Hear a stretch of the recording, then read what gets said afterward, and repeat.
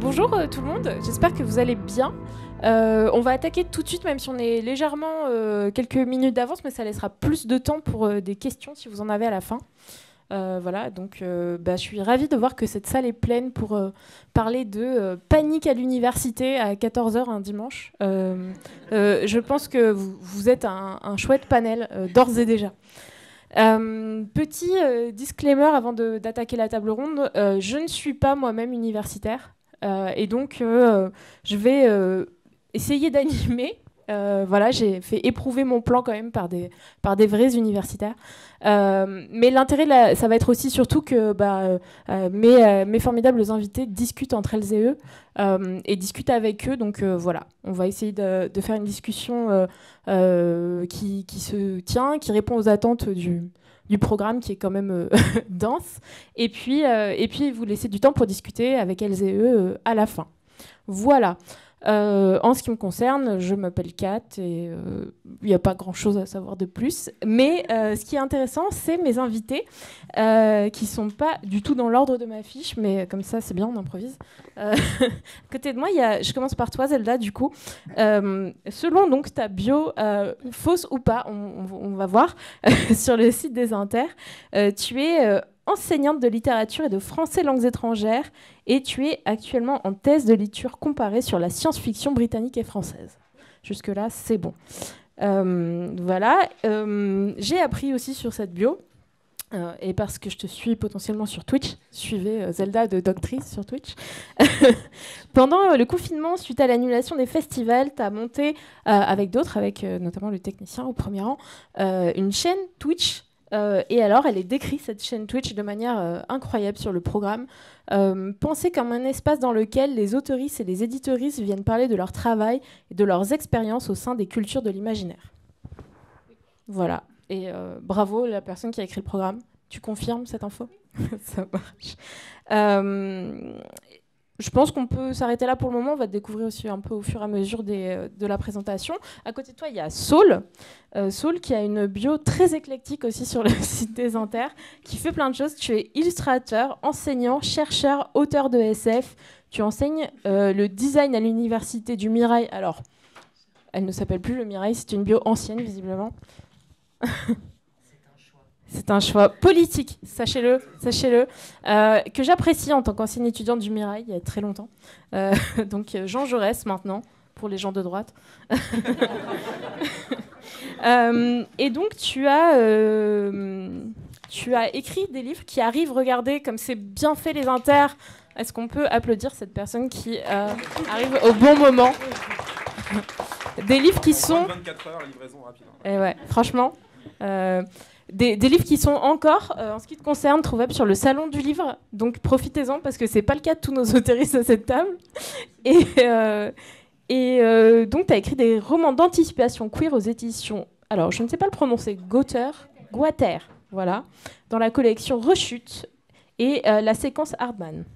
Auteur d'une thèse en cinéma sur les héros d'action à Hollywood, tu travailles actuellement sur des recherches sur la domesticité et les féminismes queer en cuisine, une possibilité de sexualité avec les robots, la rencontre entre design et cinéma ou encore le prolétariat du bitume. Et ça, j'aimerais bien qu'on ait une question sur qu'est-ce que le prolétariat du bitume, parce que je pense que c'est un sujet vaste. À côté de toi, on a David Perron, qui est donc officiellement classifié comme notre spécialiste des cultures geeks sur le site des Intergalactiques, et qui, derrière, enchaîne directement sur une table ronde, justement, sur les sociologies, et qui parlera de culture geek. Docteur en sciences de l'information et de la communication, titulaire d'un master en sociologie de l'art et de la culture. Pareil, ça, c'est toujours vrai. Parce qu'on m'a dit qu'il y avait des trucs qui n'étaient pas complètement actualisés. Voilà. Auteur d'une thèse sur la construction sociale de la culture geek, tu es aussi, pareil, panel incroyable, membre de l'Observatoire des mondes numériques en sciences humaines et de l'Association internationale des chercheurs en littérature populaire et culture médiatique. Et tu as collaboré avec plein de formes de médias et divers documentaires sur le mouvement geek. On nous confirme cette information. T'enseignes à l'université. Actuellement, donc vous enseignez quasiment tous et toutes à l'université actuellement. Moi aussi, malgré le fait que je ne sois pas chercheuse. Et voilà, et tu participes à un tas d'émissions, radio, télévision, presse, etc. Plein de choses pour parler de la culture geek. Et tout est vrai. Incroyable. Et du coup, au bout de la table, donc moi, on en parlait juste avant, j'ai l'habitude de l'appeler Pandov parce que j'ai un cheveu sur la langue et souvent j'écorche le pseudo complet. Toi, je t'ai découverte pour le coup sur Twitter au départ, mais tu es aussi docteur en sciences politiques. Tu as été actif sur Twitter et sur Twitch, même si tu n'es plus actif sur Twitch aujourd'hui, a priori, ce qu'on m'a dit. Tu confirmes cette information ? Quasiment plus. On a refait un petit peu de stream récemment là, avec quelques camarades, mais c'est une activité qui est très parcellaire, ouais, en effet. Et surtout, alors, rupture au Salon du Livre, et j'en suis la première, désolée, tu as écrit un livre sur les paniques morales conservatrices autour du wokisme qui s'appelle La Panic Woke. Et ouais. Voilà, et dont on va parler, qui est au cœur de notre sujet. Voilà, ça s'appelle La Panic Woke, anatomie d'une offensive réactionnaire, et c'est sorti aux éditions Textuelles en mai 2022. Voilà. Incroyable panel, hyper dense. Je vais essayer de poser des questions sur lesquelles on va pouvoir discuter, pas forcément trop longues, parce que c'est un vaste sujet que Panique à l'université. D'abord, ce que j'aime bien faire aussi sur ma chaîne Twitch, et que je vais vous laisser faire, c'est vous présenter rapidement en tant que chercheuse et surtout présenter vos champs d'études et nous dire en quelques mots, chacune, pourquoi vous avez choisi d'étudier ces thématiques-là.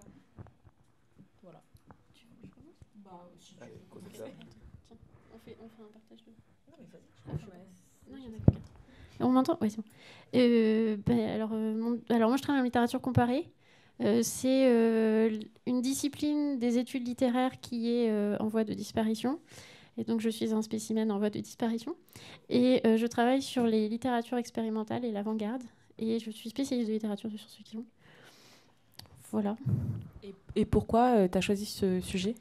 Ah, c'est mon sujet qui m'a choisi. Oh là là. On peut plus rien dire après, nous. C'est fini. Ouais, bah, du coup, moi j'ai un parcours un peu bizarre parce que j'ai fait des études de design et après je suis partie plutôt en cinéma faire une thèse donc, sur la masculinité des héros d'action, bon, qui est une manière très pompeuse de dire que j'ai travaillé sur Rambo et Robocop, qui étaient littéralement mes objets. Et après, je suis revenue au design. Et là, effectivement, j'ai développé plusieurs choses. J'avais déjà l'idée de dire, si j'ai une spécialité en design et une en cinéma, ce serait intéressant de voir ce que ces deux disciplines, elles peuvent faire ensemble. Donc, c'est un projet qui, depuis 2014, existe maintenant et qui s'appelle Ciné Design et que j'ai développé principalement avec une chercheuse qui s'appelle Irène Dugnac. Donc, on a publié un certain nombre de choses autour de cinéma et design, comment le cinéma peut apporter des choses aux méthodologies de design et inversement. Et par ailleurs, moi j'ai commencé à beaucoup m'intéresser aux questions de genre déjà dans ma thèse, puisque je travaillais sur la masculinité, ce qui m'a amené assez rapidement à la question des théories queer. Et du coup, ça fait depuis 2016 que je travaille sur un cours qui s'appelle Queer Design, qui est destiné à des étudiantes et étudiants de licence 3, et dans lequel j'essaye de comprendre avec elle et eux ce que peut la théorie queer pour le design et ce que ça veut dire d'approcher les pratiques et les méthodologies de design avec cet appareillage théorique-là. Voilà. Après, je travaille sur plein d'autres sujets parce que je fais 10 fois trop de choses, mais en gros, c'est le cœur de mes recherches. Ok, donc du coup moi je suis docteur en communication en effet, mais mon parcours est clairement celui d'un sociologue et je me sens vraiment plus sociologue même si je suis docteur en communication. Alors mes travaux en général, beaucoup culture geek c'est vrai, c'était le cœur de mon travail de thèse. De manière générale, depuis le début de mes travaux, je travaille en gros sur les fans, on va dire les fans de fiction populaire et les liens entre identité et fiction, c'est-à-dire comment la culture contribue à nous définir, comment on se définit soi-même, ou à nous aider à nous définir nos appartenances à des groupes. Et donc Geek, c'était un exemple. Maintenant, je travaille sur le steampunk, par exemple, le comité steampunk. Et comment ça peut être les gens qui portent un t-shirt de métal dans un concert, c'est comment on exprime qui on est un peu par nos goûts, nos tatouages, notre apparence, notre style, notre manière de parler et nos références culturelles, voilà, pop, geek, alors bien sûr avec tous les problèmes que ça peut poser en termes de gatekeeping et de t'es pas un vrai si tu connais pas la ref. Mais voilà, c'est ces questions-là sur lesquelles je travaille beaucoup et qui me passionnent depuis toujours. Et comment j'en suis venu à ça, c'est compliqué parce que c'est un peu du hasard en vrai. personne se dit, à 8 ans, je me disais pas, je vais faire un doctorat en sociologie, en communication. Donc c'est parce que un jour, en voulant pas travailler, mon but c'était pas de travailler dans la vie, et donc du coup prolonger les études le plus tard possible, faisant un master de sociologie de l'art, donc vraiment d'être sûr de pas travailler après. Et on m'a dit, tu peux faire un mémoire sur ce que tu veux. J'ai dit trop bien, la science-fiction, on a le droit. Ils m'ont dit c'est chelou, mais oui. Et du coup mon mémoire a bien marché, et dans mon jury de thèse, j'avais mon futur directeur de thèse, mon jury de mémoire, qui m'a dit il faut faire une thèse avec ça, il est vraiment bien. Je fais bon ok, ça fait 3 ans de plus, voire plus, à pas travailler. Et voilà, donc et ça s'est fini comme ça. Et ensuite j'ai eu un poste à la fac, incroyable. S'il y a un autre problème, ils sont rares. Donc c'est un peu un mélange de hasard, évidemment, de passion pour tous ces mondes-là, pour les mondes imaginaires, fantastiques, de Star Wars. Enfin vraiment, je suis le nerd tel qu'on l'imagine dans les films. Et donc l'envie de travailler là-dessus, de faire un peu de réflexivité aussi, bien sûr, sur ce parcours-là, cette figure du geek, qu'est-ce qu'elle veut dire, tout ça. Voilà. Moi, en réalité, je suis moins universitaire que toi actuellement, puisque je n'enseigne plus à la fac et que je n'ai plus de poste de recherche. C'est un peu particulier concernant ce livre, parce que l'objet du livre n'a rien à voir avec l'objet de mes travaux en tant qu'universitaire, que chercheuse, puisque j'ai travaillé sur la sociologie des mouvements sociaux et sur la dimension notamment géographique des mouvements sociaux. J'ai travaillé sur des personnes qui se mobilisaient pour améliorer leur accès à l'eau, à l'électricité et au retraitement des déchets dans les camps de réfugiés palestiniens à Beyrouth. Donc on peut tirer des fils autant qu'on veut, mais bon, au bout d'un moment, ça va devenir compliqué, le rapport avec le bouquin. Comment tomber sur cet objet ? Je suis tombée sur cet objet parce que quand j'ai toujours été... j'ai eu des opinions tranchées assez tôt dans ma vie, et j'ai dit à mon papa une fois sur la route des vacances, tel intellectuel réactionnaire, c'est un con, il a tort. Et mon papa m'a répondu, mais comment tu sais ça ? Est-ce que tu l'as lu ? Et j'ai dit non. Et il m'a dit, du coup, tu peux pas savoir. Et donc, du coup, je l'ai lu et maintenant, je sais. Merci, papa, il est là. J'attendais que tu sois là pour raconter l'anecdote, quand même. Et donc, du coup, mon père m'a lancé ce jour-là dans une quête qui se continue maintenant. C'est de comprendre pourquoi je suis pas d'accord avec les gens avec qui je suis pas d'accord. Et donc, à force de me farcir pendant mes années de thèse des polémiques, des contre-polémiques sur les questions de la liberté d'expression sur les campus, sur les questions des soi-disant dérives de la théorie postmoderne, du féminisme, de l'antiracisme et du machin, j'ai fini par avoir vraiment beaucoup de matériaux accumulés de fait, en fait, une espèce de projet de recherche qui s'est fait par hobby presque. Et puis, du coup, le bouquin, il a été facile à écrire. Ça, c'est l'avantage. Une fois qu'on s'est mis d'accord avec l'éditeur, c'est venu assez vite. Et donc, il ne porte pas sur mes objets de recherche, mais bon, ça m'a intéressé quand même, donc c'était bien. Voilà. Eh ben, j'ai envie de dire merci papa, du coup. On aimerait avoir plus de papas et de mamans et de personnes qui nous éduquent, qui nous disent vas-y, lis, et comme ça on pourra discuter de pourquoi cette personne est un con ou une conne ou une personne potentiellement passionnante à lire. Moi, j'aimerais demander, du coup, une question un peu piège, piège, je sais pas, mais peut-être absurde, mais est-ce que c'est facile d'arriver en université et de dire je suis chercheuse sur un sujet de science-fiction ? Ça dépend. Moi, ça n'a pas été trop dur parce que, encore une fois, la littérature comparée, tout le monde s'en tape. Et du coup, quand on arrive et non, mais c'est une triste vérité, mais c'est vrai. Et du coup, quand on arrive et on fait coucou, je voudrais travailler là-dessus, on a un peu de réticence, de résistance de la part des darons de la fac qui comprennent pas, déjà pour qui la littérature comparée, c'est pas une vraie discipline, et puis que la science-fiction, c'est pas vraiment la littérature. Et qui, du coup, quand on leur parle de nos sujets de recherche, d'accord, et vous faites sur quoi ? Bon, voilà. Donc, on n'existe pas pour eux, mais il y a un vivier de jeunes chercheuses là, qui arrivent quand il y a des postes, TMTC, et qui sont beaucoup plus ouvertes sur ces questions-là. Et moi, j'ai eu la chance d'avoir une directrice de mémoire qui était très ouverte là-dessus. Même elle ne connaissait rien, mais elle était hyper ouverte. Et on était plusieurs étudiantes et étudiants dans ce cas-là, et on a monté une asso pour porter les recherches sur ces questions-là. Et d'ailleurs, ça s'appelle le Laboratoire des Imaginaires. Si ça vous intéresse, on a un bloc de recherche, un carnet hypothèse. On fait des colloques tous les ans. On est maintenant une association internationale, et en fait, on connaît plein de jeunes chercheuses sur ces questions-là. Et en fait, les vieux, à un moment, alors je vais dire un truc sorry trigger, mais un jour les vies on va les enterrer. Et du coup, nous on va avoir de la place pour ces sujets-là. Et du coup, il y a de la résistance de facto parce que l'université est réactionnaire et protectionniste sur certains aspects. Et en même temps, si on sait pas que c'est impossible, on le fait quand même. Ouais. Potentiellement, c'est une réflexion qui marche aussi pour le Conseil constitutionnel. Pas le rapport. Mais ça n'a pas de rapport avec notre table ronde, effectivement. Je te laisse réagir seul. Ouais, moi, ce qui est particulier, c'est que la science-fiction n'est pas mon objet. Et c'est pour ça, d'ailleurs, qu'on rigolait un peu avec Zelda avant la table ronde en se disant « Ah, de quoi on va parler ?» Je dis « Moi, je suis une erreur de casting, parce qu'en fait, je ne suis pas chercheur en SF. Je suis un chercheur qui écrit de la SF. Même si, en vrai, mes recherches, elles ont complètement transpiré dans ce que j'écris.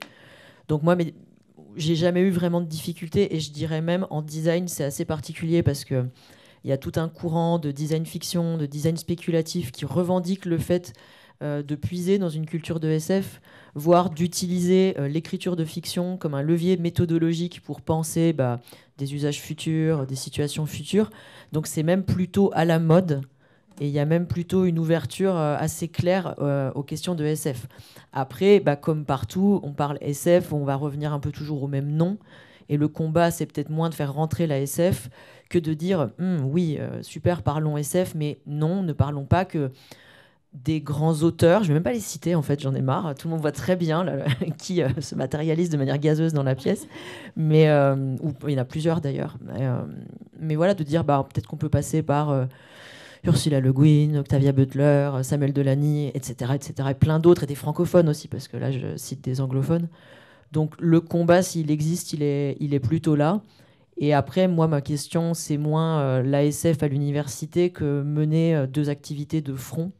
Parce que voilà, panique à l'université, peut-être qu'on en parlera. Il y a une mise au travail, des corps, il y a des problématiques de temps, des problématiques de relation à l'institution qui font que c'est un métier qui est plutôt pas mal pour, je pense, a priori, pour devenir auteuriste de fiction. Mais en fait, dans les faits, c'est un peu compliqué quand même. Voilà. Je vais aller dans le sens de ce qui a été dit juste avant. Moi, j'ai pas eu de difficultés particulières. Enfin, en tout cas, après, moi, encore une fois, sociologie des médias, de la communication, c'est une branche très particulière où on s'est beaucoup construit historiquement, notamment en communication, parce que on va pas rentrer en détail des batailles de chapelle qui sont sans fin dans l'université, évidemment. Mais la communication en France est beaucoup construite justement comme une branche de la sociologie des médias un peu au départ, et qui a voulu se distinguer en gros de Bourdieu, parce que c'était la sociologie des médias, c'était Bourdieu et pas autre chose. Et donc du coup, toute la culture légitime, justement, c'était bien de parler des médias, c'était bien de parler des trucs de la pop culture, des séries télé, de la science-fiction, pourquoi pas. Après, le problème, donc moi, j'ai pas de résistance, pas trop de mépris dans des colloques. J'ai toujours, tout le monde a des anecdotes dans des colloques où on se prend une remarque de quoi ça va faire ce que vous faites, ou vous voulez pas être la vraie culture. Mais en vrai, on les garde plus pour le côté anecdotique parce qu'on sait que c'est quelqu'un d'un peu vieux qui va, il faut bien qu'il continue de bougonner dans son coin. Et voilà, on les laisse faire. Voilà. Mais pas une grande violence symbolique, clairement pas trop ressentie. Par contre, il faut trouver l'endroit où faire de la recherche, il faut trouver le laboratoire où faire de la recherche, il faut trouver un directeur. Et là, en fait, c'est compliqué parce qu'il n'y a pas l'espace. Par contre, il n'y est pas. C'est-à-dire qu'on vous dit c'est super quand vous êtes déjà dans le système, que ça existe, que vous faites. Moi, on m'a toujours dit que c'était super ce que je faisais. Mais on m'a dit, et on me le dit tous les jours encore aujourd'hui, j'ai tous les jours des mails d'étudiants en master qui me disent je voudrais faire une thèse sur les mangas japonais ou sur la K-pop, etc. Qui pourrait diriger ma thèse? Toi? Non, moi j'ai pas l'HDR, donc j'ai pas le droit de diriger des thèses. Encore, et il y en a très très peu en fait en pop culture, en science-fiction et encore plus dans le domaine de la sociologie et des sciences sociales. Et donc à chaque fois je suis là, je te renvoie vers personne parce que je ne sais pas vers qui te renvoyer. Donc il y a quelques personnes mais qui sont évidemment qui ont une liste de doctorants déjà ou doctorantes énorme. Et donc en fait c'est l'espace, les budgets, les projets, une fois qu'on est dedans vraiment l'université, tout le monde vous dit c'est super ce que vous faites. Rentrer dedans et avoir la place d'exister, là moi, j'ai eu de la chance d'avoir un directeur de thèse qui par ailleurs est un horrible directeur de thèse qui est à Lyon, je le salue encore s'il m'entend. Humainement, mais qui était ouvert à ces sujets-là et qui était en plus un des premiers en France à travailler sur les gender studies, sur les cultural studies américaines, donc c'était super. Et donc là-dessus, c'était cool, mais j'ai eu de la chance vraiment parce que je suis tombé sur lui par hasard, quoi. Et donc c'est très voilà, une fois qu'on est dedans, moi j'ai pas eu en vrai trop de problèmes. J'ai eu envie de répondre la même chose que Saul au début parce que je travaille pas sur la science-fiction. Néanmoins. Si on sort en fait de l'objet stricto sensu recherche au sein de l'université, il s'avère que le sujet du bouquin, donc les paniques morales réactionnaires concernant l'université, trouve sa continuité avec des conflits qui ont touché de longue date, entre autres le domaine des littératures de l'imaginaire. Et à ce niveau-là, il est intéressant de constater qu'il y a eu un regain d'intérêt dans le cadre de la montée notamment de Donald Trump aux États-Unis pour une chercheuse qui a énormément influencé mon bouquin, qui est Susan Scott, qui a écrit son livre issu de sa thèse, si je ne me trompe pas, qui s'appelle Fake Geek Girls, qui travaille entre autres sur cette même mentalité obsidionale, défentrice, je ne sais pas comment on dit, de défense face à soi-disant l'invasion par les femmes du secteur de la SF, du secteur de la fantasy, etc. Et qui a vraiment eu de l'intérêt pour son travail parce qu'il permettait d'éclairer autre chose. Donc là-dessus, il y a, me semble-t-il, un truc intéressant à noter, parce que quand on regarde, effectivement, il y a une partie également en France de nos figures de la réaction qui sont venues du même secteur, en réalité, et qui ont peut-être été un peu ignorées. Donc c'est une réponse qui n'est pas une réponse, et la vraie réponse, c'est ça n'a pas été difficile pour moi du tout de dire que je travaillais sur l'objet de la science-fiction à la fac, puisque je ne l'ai pas fait. Mais du coup, on va rentrer justement dans ce cœur du sujet. On va parler argent, on va parler poste, on va parler tout ça. Je tiens à préciser que j'ai pas forcément envie que ce soit un truc très linéaire au sens vraiment littéral de la table. N'hésitez pas à vous entre-répondre, tout ça, etc. Je pense que c'est un secret pour personne qu'il y a un problème avec la manière dont les universités fonctionnent, voire même qu'il y a plusieurs problèmes de manière différente. On n'aura pas le temps de tout aborder là, mais j'aimerais quand même qu'on commence peut-être par ouvrir la discussion sur, justement, tu as ouvert le sujet des postes, des financements et de cette absence de possibilité d'avoir des nouveaux entrants qui pourraient justement venir renouveler la manière dont on réfléchit à l'université. Peut-être, je vais lancer un grand thème et puis vous allez réagir aussi entre vous. Je voulais qu'on parle de concurrence entre les universités, notamment au niveau des postes, des places et de financement de la recherche, et voir un peu quel est l'impact finalement de cette concurrence entre les universités sur le nombre de postes, le nombre de chaires universitaires et plus largement sur l'impact que ça a sur les filières. Voilà, si vous avez envie de réagir à ça, évidemment, il y a un problème d'argent. Alors, je lance un grand thème, hein, mais du coup, je pense que vous avez des centaines de choses à dire sur le sujet. Mais voilà, comment aujourd'hui la répartition financière et géographique de l'université est un problème qui vous touche dans la manière dont vous travaillez tous et toutes et qui impacte aussi sur la possibilité justement de renouveler tant les champs de recherche que les personnes qui recherchent. Moi, par exemple, pour rebondir sur ce que tu disais, David, donc je fais partie d'une chaîne qui étudie la culture, enfin qui fait des essais, en tout cas vidéo, sur les cultures populaires, les cultures geeks. C'est une chaîne qui s'appelle Bolché Geek, donc il y a geek dans le nom, il n'y a pas de surprise, pas de surprise politiquement et sur l'objet de culture. Et souvent, on a des gens qui nous écrivent justement en nous disant, dans le cadre d'un sujet de recherche, est-ce qu'on pourrait vous interviewer, est-ce qu'on pourrait travailler avec vous, voire même potentiellement qui demandent, alors plutôt à Benjamin en l'occurrence, s'il pouvait potentiellement les encadrer. Effectivement, on n'a ni les compétences, ni la capacité intellectuelle ou même l'autorisation, quand bien même on s'octroierait ce droit-là d'accompagner des gens pour faire ça. Évidemment qu'on ne se le croit pas, mais c'est un problème. C'est un problème parce qu'en fait, on le voit aujourd'hui, même nous, en tant que vidéastes sur le web, de dire on reçoit en fait cette demande-là de la part d'un public qui est croissant. Aujourd'hui, dans les gens qui sont là, dans les autoristes qui vendent des centaines, voire même des milliers d'exemplaires de leurs livres, les vidéastes qui ont potentiellement des grosses communautés, il y a des gens qui s'intéressent à ça et qui veulent pouvoir travailler dessus. Voilà. Donc je lance cette première gros sujet. Comment vous êtes impacté par ça, vous Ouais, je pense qu'on va le découper en plein de petites... Bon, je me lance, mais il y a plusieurs... En fait, c'est que des paradoxes, tout ça. C'est-à-dire que quand on regarde tous les sondages, les études sur quels sont les métiers dans lesquels les gens sont plus heureux, c'est maître de conférence à l'université. C'est les métiers les plus épanouissants.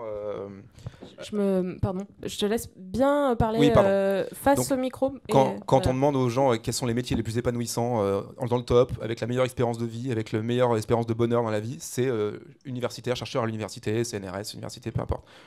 Donc, à la fois, nous, on ne vit pas comme ça forcément tous les jours, mais on a conscience, comme tu disais aussi un peu, qu'on est dans une place où on peut se permettre de parler, on peut se permettre d'avoir le temps de réfléchir quand on n'a pas trop de charges administratives, mais de penser et de pouvoir dire des choses que les gens n'ont pas forcément de voix aussi pour dire, ou de possibilité d'accès à la possibilité de porter leur voix.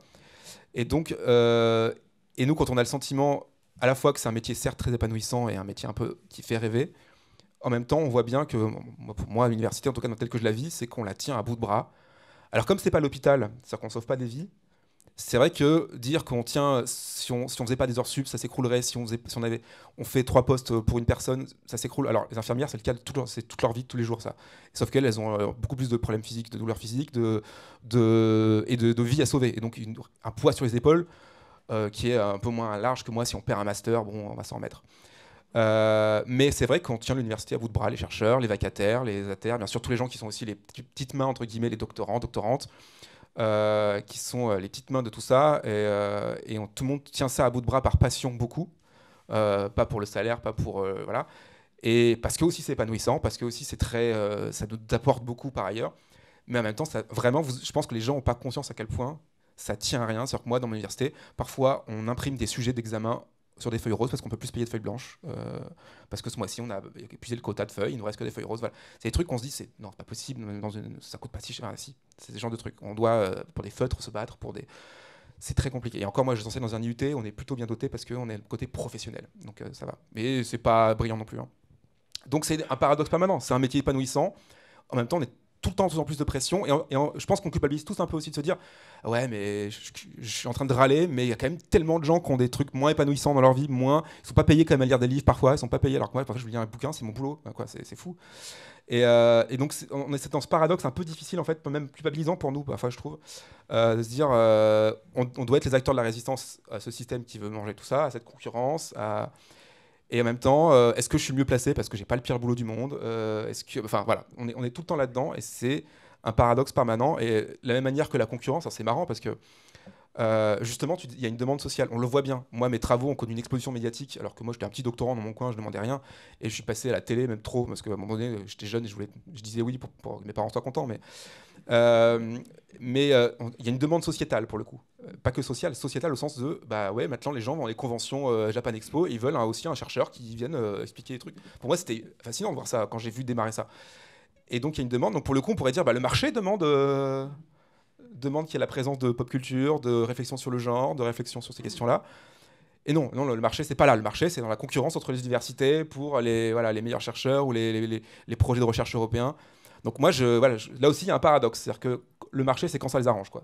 Donc moi, je pense qu'en effet, il y a une vraie demande. Et pour le coup, pareil que vous, j'ai tout le temps des demandes de gens qui voudraient être encadrés, qui voudraient faire un mémoire là-dessus, qui voudraient plus de ressources en français. Alors aux États-Unis, il y en a plein, bien sûr. Et ça manque encore, ça paraît fou, ça manque encore, mais parce que c'est lent, et parce que là, on dit non, mais là, il n'y a pas la place pour ça. C'est pas la demande des chercheurs, mais la société demande. Mais oui, mais on n'est pas censé être à la botte de la société. Il y a souvent cet argument-là aussi, c'est que nous, en tant que chercheurs, on est un peu au-dessus de la masse. Donc du coup, s'il y a une demande sociale, oui, mais on n'est pas aux ordres du peuple, on est aux ordres de nos pensées, nos recherches, qu'est-ce qui nous inspire. Et donc c'est ces paradoxes permanents qui sont un peu énervants et avec lesquels on doit jouer. Je vais me taire, j'ai déjà parlé longtemps. Non, mais c'est très bien. Saul, tu voulais réagir ? Bon, vous allez vous répartir intelligemment la parole, j'en suis persuadée. Je vais juste des petites choses à amener qui seront complémentaires, hein, parce que comme tu dis, le sujet est large. Peut-être aussi vous parler, parce que je ne sais pas du tout ce que vous savez de l'université, donc finalement il y a des éléments qui, nous, autour de la table, peut-être nous paraissent évidents et qui ne le sont pas. Donc par exemple, le fait que depuis la loi sur l'autonomie des universités, les universités fonctionnent avec leur budget, qui est conçu, alors pour simplifier peut-être, comme étant séparé du budget de l'enseignement supérieur et de la recherche. C'est-à-dire que les présidences d'université doivent, avec leurs équipes, gérer les budgets de leur fac et présenter des budgets à l'équilibre. Ça a plein d'impacts, et notamment, une des premières conséquences de ça, alors évidemment vous me coupez si vous trouvez que je raconte des bêtises, mais c'est qu'il n'y a pas de création de postes à l'université. Et ça, c'est très important de le comprendre. Quand on dit il n'y a pas de place pour les jeunes, on dit oui, mais ils n'ont qu'à créer des postes. Il n'y a pas de création de postes du tout. C'est-à-dire que quand un poste est publié, c'est parce que quelqu'un est mort, ou est parti à la retraite, ou est parti faire autre chose, ce qui peut arriver et qui est rare. Donc on est dans une économie en ce moment du fonctionnement sur fonds constants. Ça c'est un premier point important. Le deuxième point, il va être en friction complète avec le premier, c'est qu'en 2000, les gens ont fait des bébés plein. Et du coup, il y a eu un baby boom. Et ces gens, ils sont arrivés en 2018, parce qu'évidemment, des bébés naissent en 2000. Donc en 2018, ils arrivent à la fac. Et en fait, il y avait beaucoup d'étudiants et étudiantes. Et tout ceci dans un contexte avec des gouvernements qui trouvent que c'est vachement bien d'envoyer les gens à la fac, parce que c'est des gens qui ne pointent pas au chômage. Une grosse injonction à recruter des étudiants, à le faire par des plateformes comme Parcoursup. Alors je ne vais pas rentrer là-dedans, mais ça, c'est aussi un énorme point.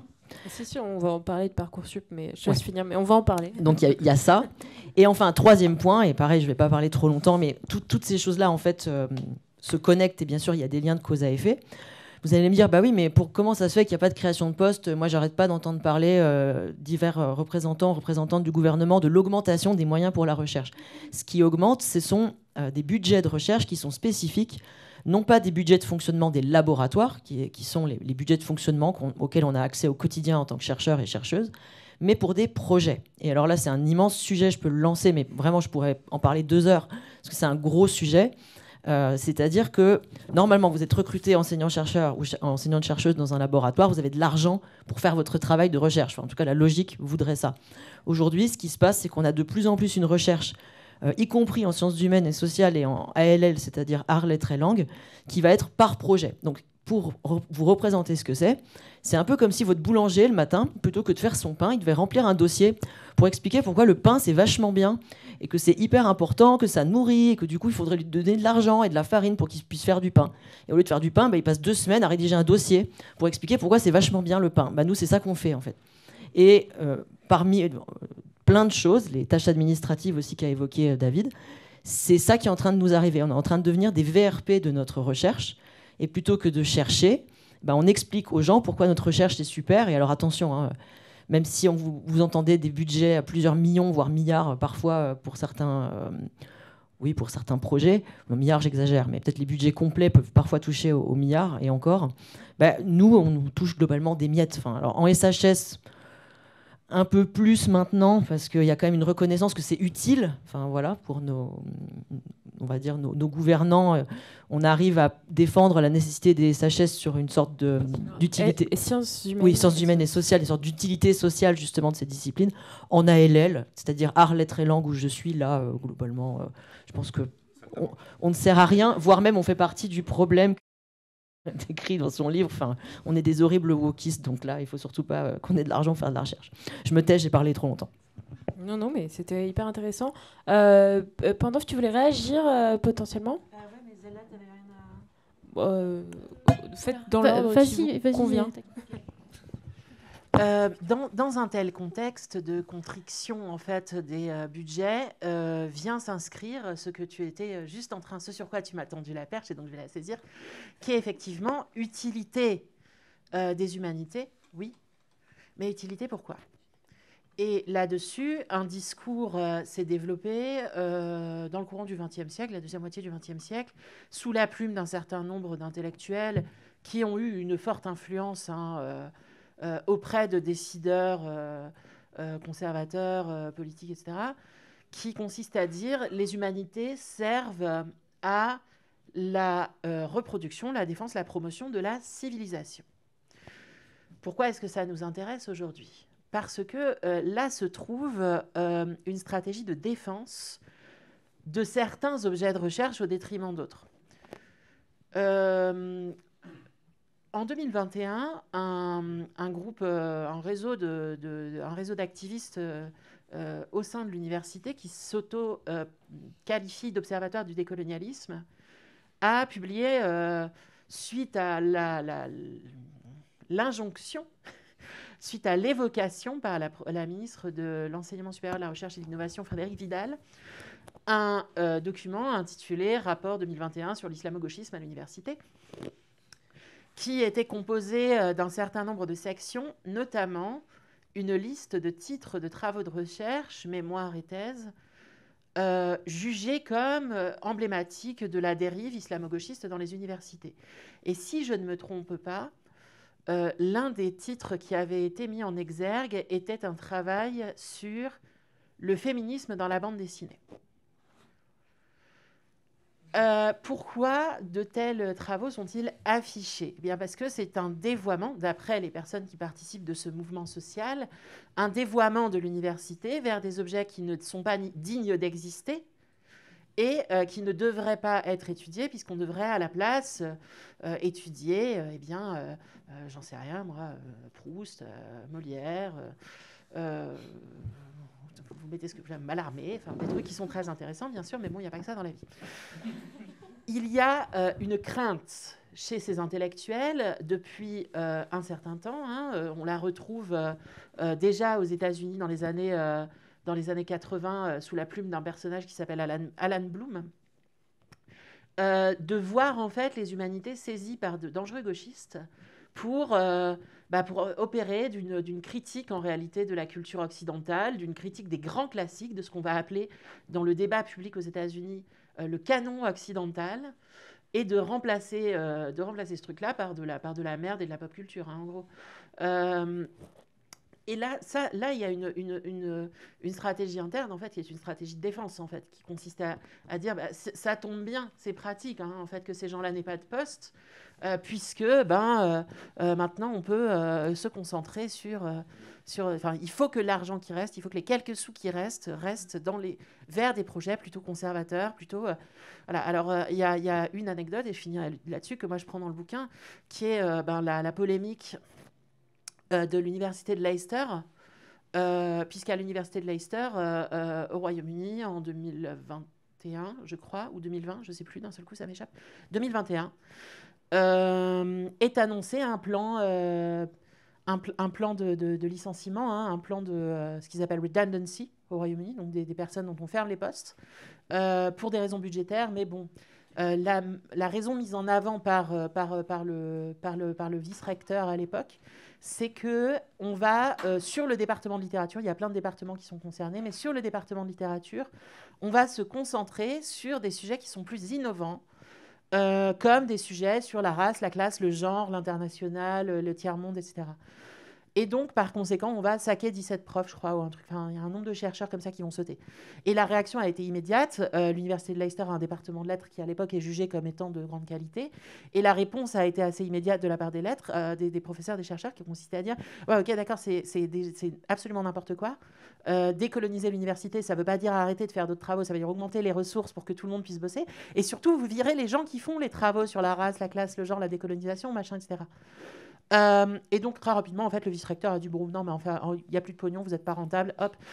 Et ce qui est intéressant pour moi dans le bouquin, c'est le traitement médiatique. Parce que la première séquence où c'est on va faire plus de décolonialisme, entre guillemets, provoque un vrai scandale médiatique qui est arrivé en France. On a eu un article du Point sur... alors à l'époque, c'est qu'on va cancel Chaucer, parce que Chaucer, c'est ce grand poète britannique qui a écrit les contes de Canterbury et tous les machins, là. Et donc, on va arrêter d'enseigner, il est cancel par le politiquement correct et le wokisme dans la fac. Et puis, une fois que, en gros, ça a été non, vous inquiétez pas, c'est juste un plan de licenciement normal. Là, ouais, le Guardian a écrit un article, un journal du coin a écrit un article, et les mêmes profs ont été virés. Et merci, terminé, bonsoir, plus de scandale. Donc là, il y a ce phénomène, en fait, de scandalisation qui couvre le fait de promouvoir une université qui soit conservatrice. J'en profite pour rajouter encore un élément de réponse de question, avant que tu répondes. Comme ça, comme j'avais pas mis assez de choses sur le tapis, je vais t'en rajouter, tu vas voir, ça va être incroyable. Parce que justement, tu fais un pont, Pornhove, parfait pour moi, parce que j'avais une partie de questionnement que j'avais incroyablement intelligemment, n'est-ce pas, intitulé Panique idéologique, panique médiatique, puisqu'on voit en fait qu'il y a beaucoup d'attaques idéologiques réactionnaires qui visent vraiment particulièrement et spécifiquement des sciences humaines et sociales. Et là-dessus, je vais rajouter, j'allais dire 2 questions, en fait, il y en a un vaste panel, et donc tu choisiras de répondre à ce que tu veux, Zelda. moi, je me suis posé la question, quelle est la représentation de vos disciplines dans le discours médiatique et face à ces paniques morales? Parce que pour moi, aujourd'hui, en fait, il y a un niveau de prise de décision sur ces questions-là qui est mi-politique, mi-médiatique. Et justement, spécifiquement en 2021 avec Frédérique Vidal, pour moi, c'était vraiment la ministre médiatique. C'est-à-dire que Frédérique Vidal, je ne l'avais jamais vue et jamais entendu parler avant qu'elle soit partout sur BFM, sur CNews et sur toutes vos chaînes d'information préférées, n'est-ce pas? Et donc, en fait, à ce moment-là, c'est mis en place, mais enfin, il ne s'est pas mis en place à ce moment-là, il s'est solidifié pour une personne extérieure comme moi, vous me direz si c'est vrai ou faux, un mode de décision qui était mi-politique, mi-médiatique, par effet d'annonce dans des médias, et qui prenait des décisions en réaction à des paniques morales qui mettaient complètement en place eux-mêmes, et qui avaient pour le coup un impact sur l'indépendance de la recherche scientifique, et surtout tous les acteuristes de cette recherche, enfin scientifique, sociale, enfin tous les champs d'études de l'université, et que vos métiers, vos financements et tout ça étaient vraiment directement torpillés, mais vraiment snipés en direct à la télé. Enfin, on va pas se priver vu qu'on est en région Auvergne-Rhône-Alpes. Typiquement, Laurent Wauquiez, qui, après la panique islamo-gauchiste, la fameuse tribune de 2021, avec ses fameux 600 traîtres, tout ça, directement a dit, bon, il n'y a pas de décision, il n'y a pas de réaction assez rapide. Pour moi, je coupe des fonds à l'université de Grenoble. Et ça s'est fait comme ça. Et les gens l'ont appris quasiment en direct sur CNews. Vraiment à peu de choses près, j'exagère très peu là-dessus, quoi. Voilà, donc si tu veux, je répète mes questions là, c'était vraiment pourquoi voilà, comment ça vous impacte et ce discours médiatique et cette décision qui devient politique et médiatique bien plus que structurellement liée à l'université. Alors il y a plein de trucs qui me viennent en tête évidemment, mais le Vidal, c'était l'exemple du ministre qui chie sur ses administrés. Les ministres successifs de l'Éducation nationale, les mêmes, TMTC, c'est vraiment... on a l'impression qu'ils sont contre nous, ils ne travaillent pas avec nous. Ça, mis à part, en littérature, on a ce statut un peu particulier qu'on est, comme l'histoire, la base du roman national français. Et que donc, tout à l'heure, tu parlais de Molière et Proust, et tu vois, c'est les exemples qui viennent tout de suite en tête parce que c'est le canon littéraire, c'est la grande France, c'est ça. Et sauf que le canon, il est blanc, il est masculin, il est très très hétéro, il est très pas représentatif du tout de la société. Et il y a une espèce de sensibilité, une fragilité, mais genre fragilité comme la masculinité fragile. Une fragilité, je suis désolée, je parle n'importe comment. Il y a une fragilité sur ces sujets-là parce que si on retire le sacré qu'on met sur ces disciplines-là, en fait, on attaque le roman national. Et comme en France, on est très très frileux et on a très très peur, enfin je dis on s'entend, on est tout de suite mise au banc et du coup cette panique des islamo-gauchistes elle vient aussi de là qu'en fait nous on reconnaît pas l'autorité de Proust et alors oui c'est très bien et si vous avez l'occasion de lire Un amour de Swann c'est très très bien mais Osef mais non mais en fait il y a ce truc aujourd'hui pour être professeur d'université en France déjà il faut être mieux en littérature française qu'en littérature comparée, c'est mon dada, je suis désolée ça va revenir mais... Parce que c'est plus noble, et puis parce qu'il y a le sacre. Il y a le sacre du doctorat, on a l'impression qu'on va être touché par la lumière divine. Alors je vous dirai ça après ma soutenance, si j'ai été bénie ou pas, mais bon, il y a ce truc que la thèse, c'est hyper compliqué, et je ne sais pas si si on aura l'occasion d'en parler aujourd'hui, mais la détresse psychologique des doctorantes et des doctorants, c'est quand même... je veux dire, dans mes associations, on en a tous déjà fait un, ou on est en train d'en faire un, ou on va en faire un de burn-out. Et c'est terrible de construire la recherche dans des conditions comme ça, où en fait on est précarisé à mort, le travail gratuit c'est notre quotidien, bref c'est un autre sujet, mais toujours est-il que... oui c'est vrai.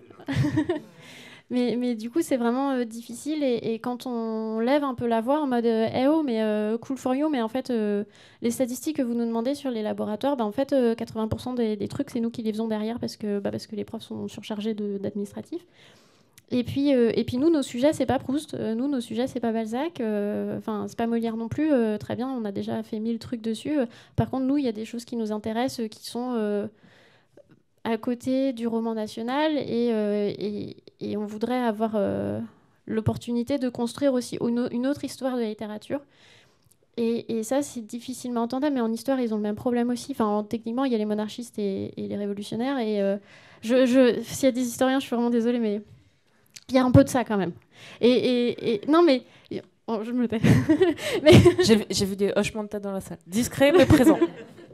Mais c'est vrai que c'est difficile parce que c'est eux qui nous financent et en même temps ils nous méprisent et en même temps nous ce qu'on leur prouve c'est que la connaissance elle se construit aussi dans cette volonté de s'extraire du roman national, parce que nous on s'en tape du roman national, c'est pas notre bail.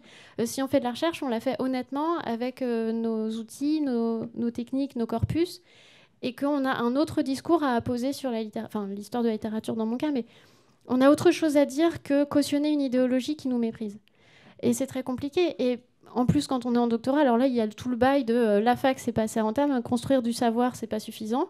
Et donc, il faut professionnaliser. Il y a tout ce discours tout pervers là de faire une formation. Mais en fait, l'université, c'est pour créer du savoir et permettre à des individus de s'émanciper et de devenir intellectuellement autonomes et de développer des outils qui leur permettent d'être des citoyens éclairés. Donc, des citoyens qui potentiellement peuvent être dans la contestation. Parce que souvent, ça mène à ça quand même. Et donc, tout ce discours-là, toute cette image de l'université qu'on a et qui est très héritée de mai 68, et ben, en fait, on est en train de la casser en nous forçant à faire des formations professionnelles. Et quand on est en littérature et qu'on reçoit des mails pour faire des formations sur la Startup Nation, je vous jure, c'est une blague, quoi. C'est un peu genre, qu'est-ce que vous voulez que j'en fasse ? Je vais pas breveter un concept, je vais pas être une licorne parce que vous voulez que je fasse quoi avec ça ? Bref. Et c'est un vrai problème qu'on n'est pas financé. On conditionne tout à des formations qui sont complètement hors sol. Les écoles doctorales sont complètement à la rue, parce que de toute façon, il n'y a pas de sous, et puis parce qu'on nous force à appliquer des réformes, des arrêtés ministériels qui sont pas dans le réel. Mais je crois que le gouvernement, de toute façon, il n'est pas dans le réel. Mais voilà. Sur ta question sur les médias et leur représentation, alors bon, les sociologues et les médias, c'est compliqué comme histoire. Là aussi, Bourdieu a beaucoup écrit là-dessus. Non, mais alors, je vais citer un grand auteur contemporain, Manuel Valls. Je suis sûre que personne n'était prêt à cette rêve dans cette salle. Qui a dit il faut en finir avec les excuses sociologiques. Et je pense que ça résume exactement ce qui se passe comme tentative, c'est-à-dire l'idée que expliquer, c'est déjà trop. Ou alors, il faut psychologiser. Alors, il y a une vieille un peu, pas guerre, mais en vrai, moi je m'en fiche, entre la psychologie et la sociologie, parce qu'en gros, la psychologie a connu un succès énorme, notamment vous allez à la FNAC, vous avez 1000 bouquins de psychologie, alors un peu de développement personnel, mais psychologisant, on va dire, et sans parler de la psychanalyse et de tous les dégâts qu'elle a pu faire. Mais moi, j'ai rien contre la psychologie, mais par contre, c'est vrai qu'on psychologise, on sociologise pas. C'est tout le problème. C'est-à-dire la délinquance, la manifestation, l'action de quelqu'un qui fait la une des médias va être psychologisée. Donc c'est la fameuse blague de on va voir les voisins et dire ah bah, ça avait l'air quelqu'un de normal, finalement, on n'aurait pas dit que c'est un tueur en série. Moi, ce qui m'intéresse, c'est pourquoi est-ce que les tueurs en série émergent. Je m'en fiche que cet individu-là soit un tueur en série, évidemment. Et donc, ce qui m'intéresse quand je travaille sur la pop culture, c'est pourquoi est-ce que pour des gens, à une période de leur vie, ça a été important de se revendiquer geek alors que ça ne veut rien dire et que c'est une insulte. Ce qui m'intéresse, c'est pas toi en tant qu'individu, raconte-moi ton trauma. Ça peut être intéressant pour l'individu, pour lui, pour aller mieux. Et ça, je comprends qu'on fasse des thérapies, bien sûr. Mais pour changer la société, pour comprendre la société, il faut des explications. Il faut aller les creuser, il faut aller les chercher. Il faut même comprendre. Alors, on en parlait hier dans la conférence quand on parlait des pseudosciences. Moi, je discutais en disant, mais moi, ça m'intéresse de comprendre pourquoi Gims il dit des bêtises comme ça, anti-scientifiques. Pas juste pour dire il est bête ou il dit c'est faux, évidemment que c'est faux. Mais alors, on se moquait de la zététique. Donc, les zététiciens qui vont répondre en disant voilà, c'est faux, point par point, en quoi c'est faux. On s'en fiche. Moi, ce qui m'intéresse, pourquoi il dit ça ? Parce qu'il y a un gros problème avec la représentation de l'Afrique dans la pop culture, avec la représentation de l'Afrique dans les médias. Et donc, forcément, des théories un peu comme ça vont finir par émerger parce que des gens ont besoin d'être fiers aussi de leurs origines, d'être fiers d'un panafricanisme, d'être fiers de leur de traiter leur histoire de manière postcoloniale. Et donc, une manière de faire, c'était celle-là, qui est un peu évidemment fausse. Mais il faut comprendre pourquoi elle est arrivée là par là. Pourquoi on en arrive là et pourquoi des gens ont envie de croire à ça. Qu'est-ce qui fait que les gens ont envie de croire à ça en sachant que c'est très facile de ne pas y croire parce qu'il y a plein de preuves du contraire. Parce que ça a un sens. Et donc, clairement, quand on parle de la sociologie dans les médias aujourd'hui, dans la plupart des médias d'information, c'est pour dire les sociologues ils veulent expliquer, donc excuser, donc pardonner, et donc faire sortir tous les délinquants de prison. C'est vraiment pas le but, et ça c'est un danger vraiment constant. Alors qu'en effet, on était un peu avec l'art, justement, c'est là que la rencontre entre l'art et l'université, c'est vraiment le pire de tout pour eux, parce qu'avec l'art, on était un peu les deux niches où c'était un peu tranquille, c'est-à-dire bon, ils savaient qu'ils nous nommaient, enfin, ils nous payent, le gouvernement, enfin l'État, mais ils savaient qu'on était un peu une niche, mais bon, ça va, ils sont sympas. Maintenant, ils s'attaquent même à la niche, qui était un peu la dernière résistance, qui avait justement la capacité, parce qu'on a du temps, parce qu'on est payé, parce que voilà, pour avoir la force de se lever le matin en luttant, quoi, parce que tout le monde ne l'a pas, évidemment. Donc cette attaque-là, elle est fondamentale, et donc voilà, Manuel Valls, merci encore. Et par ailleurs, concernant Gims, il y a aussi le fait qu'il y a eu la destruction systématique de tous les ouvroirs politiques concrets. Je vous invite, si vous ne l'avez pas fait, à lire le zine How the Illuminati Came into the Hood, qui est un zine qui a été produit par des militants de classe populaire noire aux États-Unis.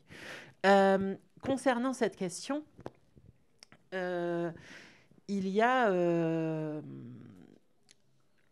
une réflexion de long terme qui se fait, là encore, sur qu'est-ce qui se passe dans les universités. C'est une crainte pour un certain nombre d'intellectuels, notamment, moi, je cite les néo-réactionnaires états-uniens. Vous aurez compris que j'ai beaucoup regardé ce qui s'était passé aux États-Unis, mais enfin bon, on a eu les mêmes en France, avec cette notion défendue par Irving Kristol, je ne sais plus, de la culture adversariale des universités. C'est-à-dire qu'effectivement, les universités contiendraient, il y aurait la culture dominante, la bonne culture capitaliste, individualiste, religieuse des États-Unis, face à laquelle se trouverait la contre-culture, la culture adversariale, athée, collectiviste, socialiste, etc.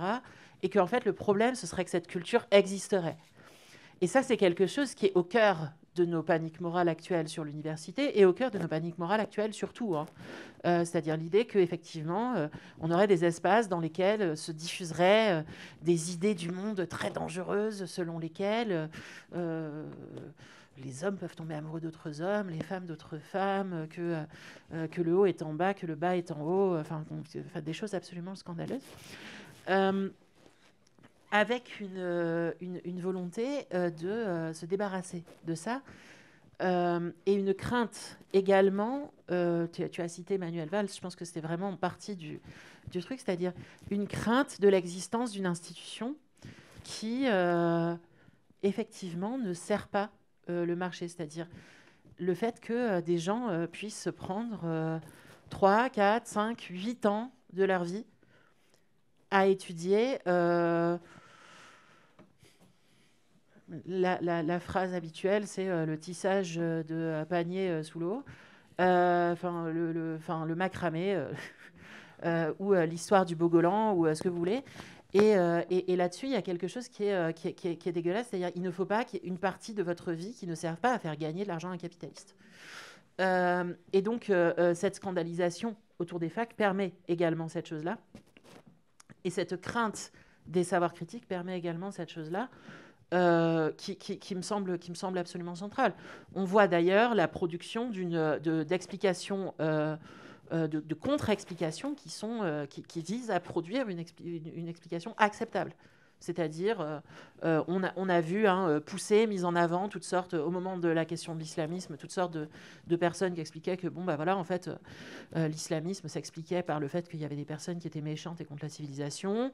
Sur la question des inégalités, vous avez des pseudo-scientifiques qui vont venir expliquer que, en fait, c'est la faute des pauvres, etc. Et là-dessus, il y a une réflexion qui a été faite par l'analyste qui n'était pas universitaire, mais qui s'appelle Michael Brooks, qui était... il y a un besoin dans la pensée réactionnaire de mythologiser ou de biologiser toutes les formes d'inégalité, d'expliquer que le statu quo est la seule forme politique possible, sans quoi ce sera la fin du monde. Et cette chose-là, les savoirs critiques qui sont produits dans les universités, notamment les universités publiques, forcément le remettent en cause, et donc il faut s'y opposer. J'aimerais juste compléter ce que tu dis par un autre point. Notamment quand tu parles de l'université et des savoirs comme marché. Alors je suis hyper d'accord avec ton observation vis-à-vis de cette espèce de message qu'on nous renvoie la fac ne sert à rien, elle ne produit rien qui est valorisable sur une place de marché, donc elle ne doit pas exister. C'est vrai que ce discours existe, mais, et c'est un paradoxe intéressant, nos gouvernants, pour parler de manière large, ont aussi très bien identifié qu'il y avait un marché à prendre. C'est-à-dire que dans l'idée de dégommer l'université, c'est pas pour qu'il n'y ait rien à la place. Derrière, il y a des formations privées. Moi, je le vois tout particulièrement parce que je travaille en design, qui est une discipline qui est très très concernée par le montage de boîtes privées. Je l'observe de plus en plus près parce qu'il se trouve que parmi les personnes qui sont des gens très bien, qui travaillent dans ces boîtes privées, qui du coup sont embauchées par ces entreprises, parce que ce sont des entreprises, parfois ce sont aussi nos vacataires, donc ils nous parlent un petit peu de comment ça se passe et on voit la chose en train de se faire, c'est-à-dire de plus en plus de formations qui se créent, des formations qui coûtent de l'argent. À l'époque, je me rappelle, c'était en 2018. Je ne sais pas s'il y a eu d'ailleurs des suites de cette histoire, mais il y avait eu le fameux rapport Gary Bobo à l'époque qui expliquait que il fallait que les étudiants et étudiantes s'endettent pour faire des études, que c'était un problème et que les banques étaient prêtes et que c'était un marché à prendre et que globalement, il fallait que enfin la France entre dans le futur de cette dette qu'on contracte dès l'âge de 18 ans. Vous savez que c'est comme ça que ça marche, notamment aux États-Unis. L'anecdote célèbre, c'est Barack Obama qui est devenu président, il n'avait pas fini de rembourser son prêt étudiant. Enfin voilà un peu le système qu'on nous propose. Et je pense que là, il y a un gros enjeu, d'autant plus que ces boîtes privées, elles arrivent sur la base d'un travail long, idéologique, qui a été fait sur la base d'un épouvantail qui est le chômage, la peur du chômage. Et moi, quand je rencontre des parents avec leurs enfants qui viennent me voir en portes ouvertes annuellement, ils sont absolument terrorisés. Il y a une terreur du chômage. Et la question, c'est pas qu'est-ce que vous faites ici, quelles sont les disciplines, c'est est-ce qu'il y a des débouchés. Mais immédiatement. Alors moi, j'essaie de briser la glace. Je ne sais pas si j'y arrive bien. Je leur dis, vos enfants ne sont pas du résidu de toilette, donc on ne va pas essayer de les déboucher. Voilà, on va juste essayer de leur apprendre des trucs. Voilà, et après, on essaie aussi de montrer que c'est pas linéaire et que, comme tu le disais très bien, Zelda, on est là aussi pour stimuler une réflexion et que on n'est pas non plus obligé d'être idéaliste et de faire comme si le fait de trouver un emploi, ça n'avait pas d'importance. Dans un monde capitaliste, ça en a. Mais du coup, on leur dit, les gens qui travaillent finissent par trouver, et puis souvent, ils vont faire plusieurs parcours, et toutes ces choses-là vont ensemble. Et vos enfants s'en sortiront. Enfin, c'est ça qu'ils ont envie d'entendre aussi. Donc, on leur dit, on pense que c'est bénéfique pour les étudiants et étudiantes, au moins de ne pas avoir leurs parents complètement congelés d'angoisse. Mais du coup, sur la base de cette angoisse et de cet épouvantail du chômage, les formations qui aujourd'hui sont très très bien positionnées pour accueillir des étudiants sont les formations en alternance. Et je commence, alors j'ai pas de source là-dessus, si vous en avez, ça m'intéresse. Moi, je commence à avoir des retours de à quel point ces formations-là marchent, mais elles placent les étudiants et étudiantes, et surtout les étudiantes, dans des situations très compliquées, notamment la dépendance vis-à-vis d'un référent dans le privé qui encadre ces personnes, où on va avoir souvent du harcèlement moral, du harcèlement sexuel. Donc tout ça, c'est quand même assez intéressant, voilà, toute cette chaîne, et de voir comment c'est constitué une sorte de fabrique du consentement à des choses qui sont inacceptables, en fait. Voilà, c'était juste pour compléter. En plus, le pire, c'est que c'est faux. C'est-à-dire que quand on regarde les statistiques, par exemple, de rentrer sur le marché du travail, des gens qui ont un master justement de sociologie de l'art, je prenais l'exemple exprès, trucs un peu caricaturaux, les trucs, on a des cartoons sur Internet, sur Facebook, des réactionnaires, ils vont dire « Ah, tu vas servir chez McDonald's bientôt, à bientôt ». En fait, on voit que c'est faux. En fait, ils ont autant d'insertion sur le monde du travail à 5 ans que n'importe quelle personne qui sort d'un BTS ou d'un... Et en plus, les formations très techniques qu'on pousse en alternance, ce qui est le cas d'ailleurs de la mienne, qui est de plus en plus en alternance, parce qu'on nous pousse vraiment beaucoup à ça et que ça rapporte de l'argent à l'université, l'alternance, parce qu'on a des aides grâce à l'alternance. Nous, ça nous a permis de faire aujourd'hui, cette année, moi, changer une salle informatique de mon IUT parce que j'ai l'alternance. Voilà, parce que bien sûr, on n'aura pas d'argent à l'université. Donc on y est poussé, forcément. Et oui, bien sûr, donc ça c'est un vrai problème. Et donc du coup, les formations techniques, on voit bien aussi qu'elles ont des gros problèmes parce que le monde change très vite. Notamment technique, moi je le vois dans les étudiants, mes étudiants, ils font du montage, du Photoshop, choses comme ça. Ça change très vite. Alors que ceux qui ont une très bonne compétence en sciences humaines, ceux qui ont aimé lire, ceux qui ont aimé la culture, ceux qui ont aimé l'art, oui, apprendre un nouveau raccourci sur Photoshop, c'est pas le plus dur. Apprendre à être nouveau créatif avec des nouveaux codes de créativité, ça c'est un truc qui est hyper demandé. Alors maintenant, on voit d'ailleurs parce qu'il y en a beaucoup d'offres d'emploi maintenant pour faire des prompts sur ChatGPT pour des littéraires, donc c'est super. Les littéraires deviennent à la mode parce qu'il fallait que ça passe par l'IA. Donc on voit bien que ça, en fait, cette idéologie ne marche pas en fait. Même si on devait se placer sur le point de vue de l'efficacité, ce qui est leur grand critère de base de réussite des études supérieures, à très court terme ça marche. À moyen, à long terme, non, les gens qui s'adaptent le mieux au monde du travail à long terme, c'est ceux qui ont cette culture d'humanité, parce qu'ils sont hyper adaptables en fait, à plein de choses. Voilà. Donc ça ne marche même pas. J'ai juste envie de repartir sur cette histoire les sociologues finissent à McDonald's. En tant que société, les personnes qui dirigent, qui sont en situation de pouvoir et d'orientation des capitaux, ont décidé que nous avions besoin de personnes sur des chaînes de montage pour assembler des burgers à McDonald's. Que ces personnes-là se permettent ensuite de se moquer de ces gens est absolument dégueulasse. Si les personnes qui se retrouvent à faire ces boulots-là, à côté de ça, dans leur loisir ou dans leur vie, ont envie de penser à de la fiction, à des lettres, à des sciences, à des choses qui élèvent un petit peu leur esprit, qui leur permettent d'avoir une vie qui vaut le coup d'être vécue, il n'y a rien de plus méprisable que de leur cracher à la gueule. Donc, le sociologue qui va à McDo, déjà est une personne respectable, ensuite travaille trop longtemps, mérite un meilleur salaire. Et s'il y a un problème avec le fait de bosser à McDo, on ferme McDo, en fait. On socialise McDo. À un moment donné, ce discours-là, réactionnaire... Non, mais c'est insupportable, parce que ce discours réactionnaire consiste systématiquement à identifier quelque chose qui ne va pas dans la société existante. Des gens font des jobs de merde. McDonald's, c'est un travail d'ouvrier. Vous êtes sur une chaîne de montage.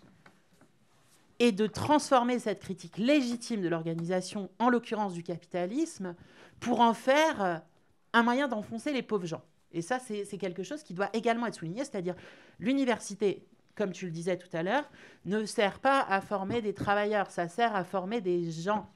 Ça sert à former des personnes qui ont un contact informé avec le monde et qui vivent des vies qui consistent à faire autre chose que de faire gagner 0,00002% de plus de bénéfices à Bernard Arnault à la fin du 4e trimestre 2023. Voilà, c'est une petite tangente que je pense qu'il était nécessaire de prendre sur ce sujet. Oui. Mais du coup, si je peux rebondir, en fait, le truc, c'est qu'il y a une confusion entre recherche fondamentale et recherche appliquée. En sciences humaines, on est en recherche fondamentale, c'est-à-dire qu'on ne produit pas du brevet, on produit l'idée qui permettra un jour à quelqu'un de penser le brevet. Bon, pas en littérature, évidemment, hein. Mais je veux dire, aujourd'hui, si on a des super ordinateurs quantiques, c'est parce qu'il y a des gens qui ont pensé le quantique, d'abord. Je me permets de t'interrompre pour rajouter une bille peut-être à ta réflexion, mais je suis pas d'accord avec toi sur en littérature, non. Surtout, on est dans un festival de science-fiction. Je pense sincèrement qu'il y a des choses qui ont été écrites en SF qui ont permis à des gens de penser des brevets. Trop. Mais ce que je veux dire, c'est que c'est pas... c'est l'imaginaire des auteuristes souvent qui vont nourrir... De toute façon, la recherche doit être créative. En fait, c'est ça. Repartons depuis le début. La recherche qui est intéressante, c'est la recherche libre et créative. Donc, les projets fléchés dont tu parlais tout à l'heure, c'est j'allais dire un tue l'amour, mais un tue la recherche, parce qu'il n'y a pas de créativité possible. On nous trace un chemin avec un tank et on nous dit c'est par là. Sauf que dans les sciences humaines, tout particulièrement, on a besoin de cette créativité, on a besoin de la dispersion.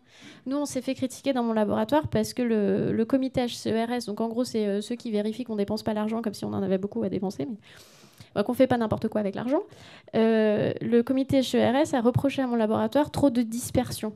Parce que dans mon laboratoire, on se permet de faire des colloques sur plein de trucs, et des colloques avec d'autres universités en France. Et à Rennes, on a assez de chance que la région nous accompagne aussi les universités, et que même à Rennes 2, on nous donne un peu de sous quand même pour faire notre travail.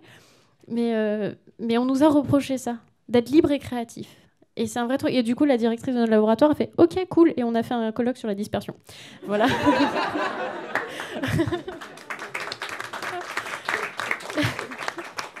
On n'aurait pas dit que c'était une alliée, la directrice, et franchement, elle est extraordinaire. Mais tout ça pour dire que la recherche fondamentale, elle est nécessaire, quand bien même elle n'est pas spectaculaire. Enfin, elle ne passe pas à la télé, elle n'est pas bankable, on ne peut pas appliquer le discours du néolibéralisme dessus. Mais sans recherche fondamentale, sans sciences humaines, il n'y a pas le reste derrière. Mais en plus, c'est incroyable, parce qu'encore une fois, comme tu dis, c'est ça qui marche à long terme, et en vrai... tout le discours idéologique que vous avez, le merveilleux livre, le mythe de l'entrepreneur, là, qui est dans le salon du livre, qui est génial, tout le mythe de l'entrepreneur, à la Steve Jobs, à la Bill Gates, à la Elon Musk, qui dit dans mon garage avec mon argent magique, j'ai eu une idée de génie, j'ai pris l'ampoule au-dessus de ma tête et j'ai dit ça y est, j'ai inventé l'ampoule. Ça n'existe pas en fait. Et du coup, sans l'argent massif de l'État américain, pas l'Internet, parce que c'est les universités publiques américaines, alors qui en plus sont semi-publiques là-bas, mais quand même, c'est l'argent de l'État américain. Si les Américains n'avaient pas très peur des Russes et donc à développer des technologies sans trop savoir, justement de manière très sans projet, en disant on ne sait pas trop ce qu'ils font, ces geeks justement dans ces couloirs bizarres d'université, mettons plein d'argent dedans parce qu'on a très peur des Russes, donc on veut développer toutes les technologies possibles. Ben, ça a donné Internet, ça a donné la recherche spatiale, ça a donné des choses, les effets spéciaux numériques qu'on aime tous au cinéma, voilà, parce que des gens disaient, moi j'ai une idée comme ça, je vais faire un truc de fou, et bon c'était un peu des hippies évidemment, il y avait cette idée-là un peu à l'époque, mais c'est incroyable à quel point justement cette liberté de recherche, même dans la recherche fondamentale, c'est hyper important, c'est fondamental, et ça crée des choses folles, voilà, c'est fou. Je vais te couper dans ton élan, mais j'espère que quelqu'un saura rebondir et relancer la perche à Saul. Simplement parce que j'aimerais qu'on garde un petit peu de temps pour les questions. Bah oui, il est 15h. Ça va vite, mais je savais qu'avec un panel comme vous, ça irait vite. Et que voilà, donc si jamais quelqu'un veut relancer des perches là-dessus à Saul, ou lui lancer une perche sur admission post-bac, n'hésitez pas. J'en ai une sinon. Voilà. Non, c'était juste pour préciser un petit truc, enfin tout petit. Parce que j'entends parler de savoirs fondamentaux et c'est vrai que c'est une opposition, la recherche fondamentale, recherche appliquée. Je pense qu'il faut aussi être assez fin pour voir que selon les disciplines, ça peut prendre des incarnations très différentes et que ces problématiques-là, elles peuvent se poser de manière très différente. Moi, je bosse en design. Le design, c'est une discipline qui historiquement est associée à l'industrie. Donc très souvent, on est associé à des choses négatives parce qu'on serait des horribles chantres du capitalisme. D'ailleurs, le designer Ettore Sottsass a écrit un super texte sur ça. Tout le monde dit que je suis très méchant, qui est super intéressant, mais pour montrer qu'il y a une pensée critique aussi autour de ça. Et autant je suis d'accord avec votre idée, hein, la belle idée du savoir fondamental et tout ça. Attention aussi, comme toutes les belles idées, il y a un effet de bord de cette idée. À l'université, on n'apprend pas que des idées. Il y a des savoir-faire, il y a des machines dans ma salle à l'université. Bon, on a économisé des bouts de ficelle depuis des années pour les avoir, ces machines. Parfois, on les a payées nous-mêmes avec nos petits sous. Mais on fait des choses aussi incarnées. Il y a des savoir-faire. Faut pas laisser la pratique, la technique à la start-up, en fait. Il y a ça aussi, voilà. C'est important. Et empouvoirer des étudiantes et des étudiants, c'est pas leur dire tu vas faire comme ça tu seras un bon petit travailleur sur le marché du travail. C'est aussi apprendre à savoir faire ça, et peut-être que tu pourras aussi le faire en dehors d'une place du marché. Tu pourras le faire ailleurs, horizontalement. Tu vas pouvoir le réinventer. Voilà, c'est juste ça. Non, mais tu as bien fait de le dire. Juste une dernière toute petite question, challenge, répondre en le moins de mots possible. Mais comme disaient hier deux personnes que j'aime beaucoup, à savoir Benjamin Patineau et Bernard Friot, il faut savoir réenchanter nos imaginaires à gauche. J'aimerais vous poser pour donner une petite note de positif, d'espoir à la fin de cette table ronde avant les questions. Quelle serait votre université idéale, votre organisation d'université idéale pour exercer votre métier de chercheuse ou d'enseignante-chercheuse? Voilà. Si vous avez une idée là-dessus, et en quelques mots, quelques secondes. Embaucher énormément de gens, déjà. Je veux dire, après, parce que le problème, c'est que là aussi, c'est le piège de la réforme, c'est toujours dire, c'est un peu comme d'ailleurs quand on parle du système capitaliste, on dit alors qu'est-ce que vous feriez vous? Parce que voilà, et t'as pas forcément la réponse quand t'es pas économiste, en même temps sociologue, en même temps philosophe, donc tu dis ah non, alors vous avez pas de réponse. Donc moi j'ai dit à chaque fois, je dis moi j'ai 2-3 par contre réformes de base que je dirais allez faisons-les déjà, on verra comment ça va embrayer quelque chose. Donc réforme structurelle, ça fait des grands mots, on fait des commissions, etc. Ça va être un peu long peut-être. Donc déjà embauchons 300 000 profs d'université, puis voilà, déjà ça ira mieux, je vous jure. 2 propositions, puisque voilà, on fait des propositions. Par exemple, au Mirail, on n'est plus propriétaire de nos murs, comme plein de facs. Depuis que Vinci a refait le campus, on est locataire de Vinci. Donc, première mesure, redevenir, que l'État s'outille de parcs immobiliers dont il est propriétaire. Alors après, à bas l'État, pas à bas l'État, mais au moins que la question de nos murs soit collectivisée et que on demande à des designers avec des usagers et usagères de réfléchir à comment on fabrique ces murs pour que la maison de la recherche, ça soit pas un blocos où personne fout les pieds et où il y a 2 personnes dans un séminaire parce qu'on sait pas ce que c'est que ce bâtiment, qu'on réfléchisse à des campus qui se vivent. Moi, je sais, avec un collègue, on en parle régulièrement. On va dans notre bureau le midi et en fait, les étudiants, ils sont assis par terre, ils bouffent par terre, quoi. Voilà, et c'est pas possible. Voilà, à un moment donné, c'est pas ça la vie. Ça devrait pas être ça la vie d'étudiant. Et deuxième chose, permettre à n'importe qui de facturer des cours avec son numéro de sécu social, comme ça se fait en Allemagne, et arrêter de mettre les vacataires sous pression avec des dossiers débiles où ils doivent justifier de revenus pour gagner de l'argent. Parce que ça, c'est quand même génial, quoi. Dire, je vais pouvoir te payer si déjà t'es payé ailleurs. C'est vraiment odieux. Voilà.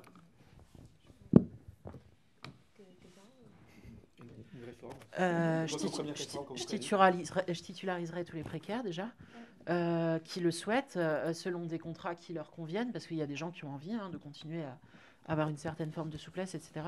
Mais par ailleurs, les institutions universitaires dans la ville sont généralement des grandes détentrices de capital.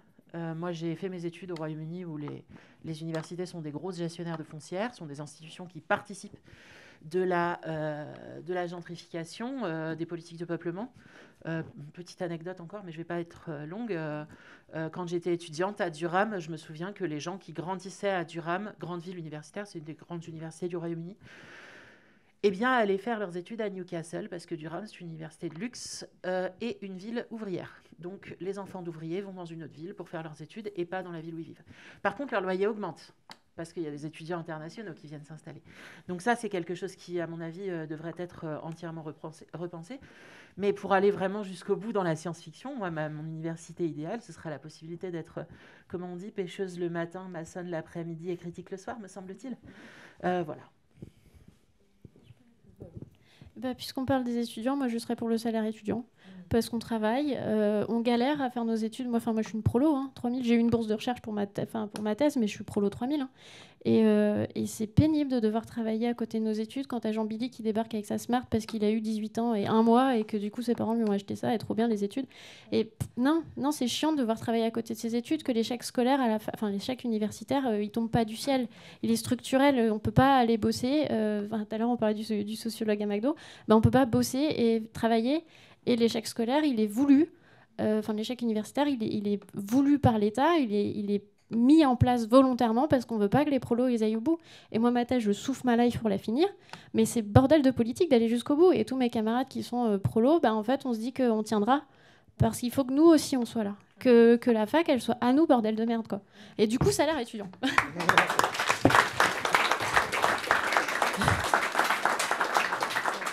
Est-ce qu'il y a des questions dans la salle et des questions qui, j'en étais sûre, j'espère seront concises pour qu'on puisse en prendre plusieurs.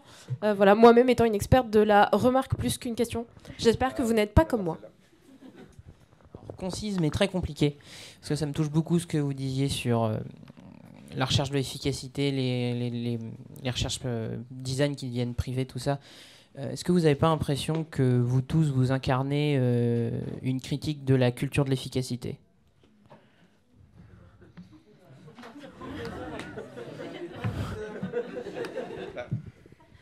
En tout cas, après c'est un peu une blague, bien sûr, parce qu'il faut répondre vite aussi dans les colloques, dans les questions qu'on nous pose, mais c'est vrai que il y a une revendication, mais là pour le coup, je pense qu'on partage beaucoup avec l'art, en fait, de manière générale, que ce soit dans les difficultés parfois d'écrire, de pondre son ce qu'on doit faire, etc. Mais donc il y a beaucoup de points communs, et je pense qu'on peut dire la même chose, une revendication. Et moi, je revendique, quand on me demande à quoi ça sert, je revendique que ça ne sert à rien. Mais comme un poème, à quoi ça sert, en fait ? Et donc oui, ma recherche, elle ne sert pas plus qu'un poème, et souvent moins bien qu'un bon poème. Faut pas se cacher. Mais donc, en tout cas, là-dessus, même si c'est pas forcément pensé et articulé comme une critique ouverte et réflexive, qui est dans les sciences, dans les SHS, beaucoup cette volonté, pour ceux qui sont dans la même idéologie que nous en tout cas, que ça sert pas et qu'en fait du coup c'est essentiel. Ça, je pense que c'est là, oui, c'est sûr pour nous tous.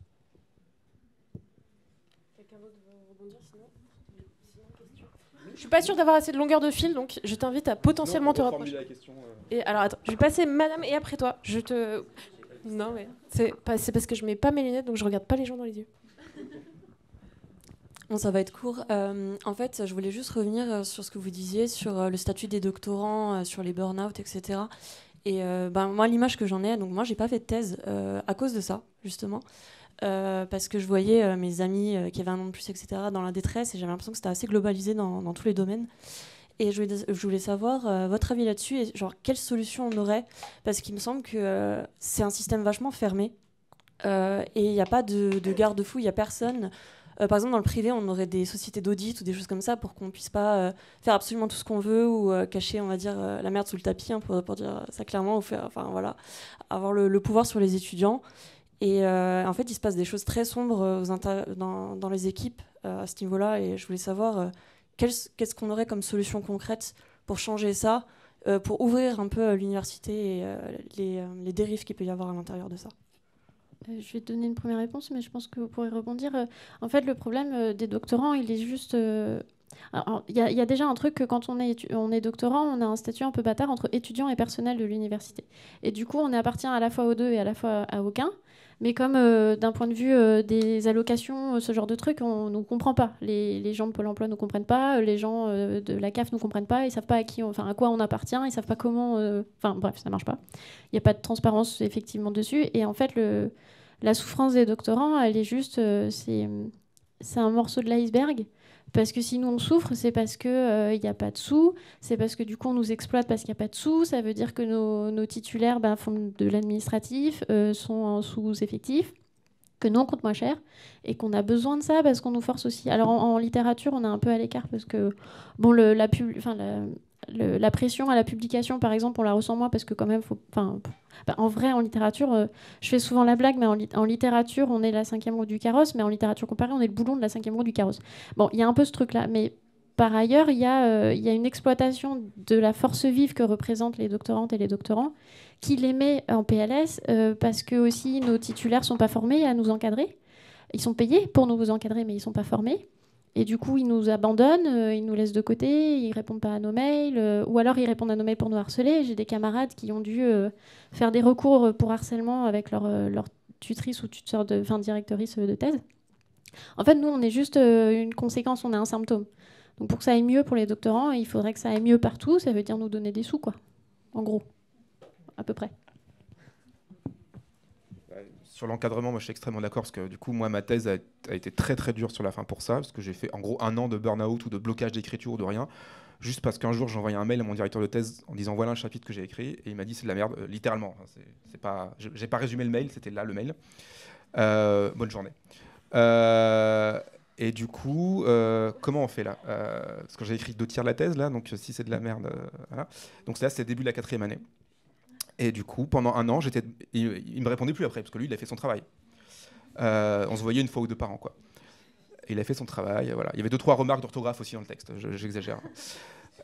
Et donc, moi, je suis là, bon, bah d'accord, mais par quoi je commence Je veux bien admettre que je veux bien me remettre en question, hein, mais c'est difficile ça, quand on n'a pas d'angle. Donc, j'ai passé 1 an, littéralement, et ça, c'est vraiment horrible. Hein, tous les matins à 8h devant mon PC, à me dire, bon, voilà.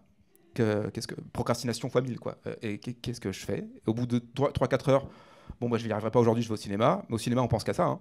On ne regarde pas le film, je me souviens plus des films que j'ai à ce moment-là. On y retourne et on repart jusqu'à 4h du matin, parce que comme on est très libre, on n'a pas trop, on donne un peu des cours de temps en temps, mais on est assez libre. Bon voilà, 4h du matin je me couche et puis j'ai pas écrit une ligne et puis ça dure 1 an comme ça, tous les jours. Donc c'est de la pression en fait, c'est une forme de dépression clairement. Et puis un jour j'ai dit en fait je m'en fous, je vais la finir comme j'avais commencé. Et je l'ai fini, il a adoré. Oui, et le twist est bien en plus, hein. Il y a un petit Kaiser Soze à la fin. Et il a bien aimé, il a trouvé que c'était cool, parce que bon, c'était juste un mauvais jour, c'est quelqu'un de soupolé, quoi, quand il a eu la première fois, quoi. Et donc là, il y a un problème d'encadrement, au-delà de mon cas, qui, bon, voilà, il fait pleurer dans les chaumières, mais il y a un problème d'encadrement fondamental, parce que moi, j'avais personne à qui me tournait. Alors j'ai fini par écrire à des universitaires que j'aimais bien, vraiment, en envoyant des mails. Et je les remercierai jamais assez, parce que tout le monde ne sont pas comme mon directeur de thèse, heureusement. Il y a des bons encadrants, mais c'est un coup de chance quand on est doctorant, on les connaît pas. Donc des collègues qui me disent bah moi j'ai un super directeur de thèse, super, mais tu savais pas avant de venir, non? Et on se le dit pas, on n'ose pas. On est déjà tellement content d'avoir un directeur de thèse qui accepte de nous aider d'avoir notre bourse de recherche, etc. Donc j'ai eu des directeurs de thèse fantômes ou directrices en l'occurrence aussi, qui parfois détestaient mon directeur de thèse parce qu'ils connaissaient sa réputation, mais qui m'ont dit bah, je vais pas te laisser tranquille tout seul, quoi. Et là il faudrait que ce soit obligatoire. C'est un peu mis en place avec le comité de suivi de thèse maintenant, mais bon, de manière bon, il y aura des choses à dire. Mais en tout cas, ils vont vers cette idée-là parce qu'ils ont bien compris qu'il y avait un problème là-dessus. Que ce sont des témoignages comme le mien, il y en a des centaines. Et du coup, maintenant, il y a l'idée qu'il faudrait en fait plusieurs personnes, en fait, une personne qui chapeaute une thèse pendant 5 ans et après il y a un jury de 6 personnes, ça n'a pas vraiment de sens en fait.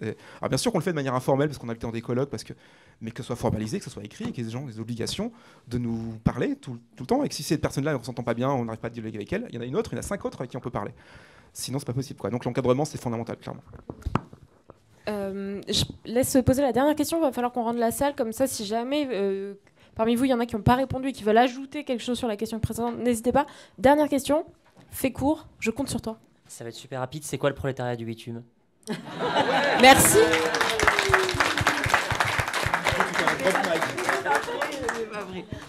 Alors, le prolétariat du bitume, c'est une expression que j'emploie pour désigner des travaux que j'ai commencés en 2015 où je me posais la question de comment le design contribue à l'émergence de cette économie du service, que moi j'appelle aussi le majordomat, c'est-à-dire le fait de se faire tout livrer chez soi, grâce à des applications smartphone, donc en gros Deliveroo, Uber Eats, tout ça. Et donc prolétariat du bitume, ce sont les gens qui pédalent pour venir nous livrer. Alors je dis nous, mais bon après peut-être que vous ne recourez pas à ces services, et si vous n'y recourez pas, bravo. À mon avis, c'est un choix politique intéressant. Bref, passons. Voilà, ce sont les gens qui pédalent pour nous amener nos repas à vélo. Bon, parfois aussi des gens qui sont sans papier, puisqu'il y a aussi toute une économie de la revente de comptes. Bon, peut-être que vous connaissez tout ça. Mais bon, après, moi, je ne travaille pas sociologiquement là-dessus. Je ne suis pas sociologue, même s'il y a des trucs super à faire en sociologie du travail. Mais moi, ma question, c'est vraiment comment la couche applicative, faite par des designers, participe à un effet de voilement du travail effectif, en gros. C'est le digest, voilà. Alors, moi, comme on a pas mal parlé de burn-out de doctorants, j'ai une de mes partenaires amoureuses qui est doctorant en sociologie. Elle a fait un burn-out pendant son doctorat, comme beaucoup de personnes autour d'elle à ce moment-là. Et en fait, elle en a écrit un zine qui s'appelle « On achève bien les doctorants ». Et du coup, voilà, je voulais juste faire la reco, parce que ça pourrait intéresser. Je vous rappelle que vous pouvez retrouver nos autoristes préférés sur le Salon du Livre, enfin je crois. Si vous voulez discuter prolétariat du bitume avec Saul et acheter au passage ces ouvrages, profitez-en parce que rares sont les auteurs qui vont rester encore... Enfin là, ils vont commencer à aller prendre des trains, retourner chez eux, tout ça. Je ne sais pas si vous avez des choses à nous dire, actu... prochaine conférence, notamment David, tout ça. C'est le moment. Prenez les micros, faites votre petite com, et puis sachez que vous pourrez retrouver tout le monde discuter. Alors, leur sautez pas dessus, mais si jamais vous avez encore des questions à leur poser, moi par exemple, j'avais 2 pages que j'ai pas posées, et je serais ravie de les retrouver derrière pour discuter avec elles.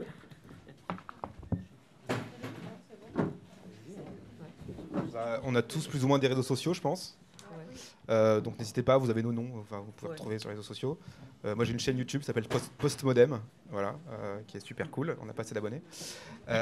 Non voilà, mais on fait un peu la vulgarisation de mes travaux sur la pop culture, voilà, et d'autres petites émissions. Et voilà, mais abonnez-vous à tous ces gens qui sont trop cool, voilà, sur les réseaux. C'est pas une info, c'est une requête. Je suis très très lourdement dysphorique et j'aime pas trop que les photos de moi soient diffusées sur les réseaux sociaux. Donc si vous avez pris des photos, vous pouvez les encadrer, les mettre dans votre salon. Mais s'il vous plaît, des photos avec moi dessus, les mettez pas en ligne, s'il vous plaît.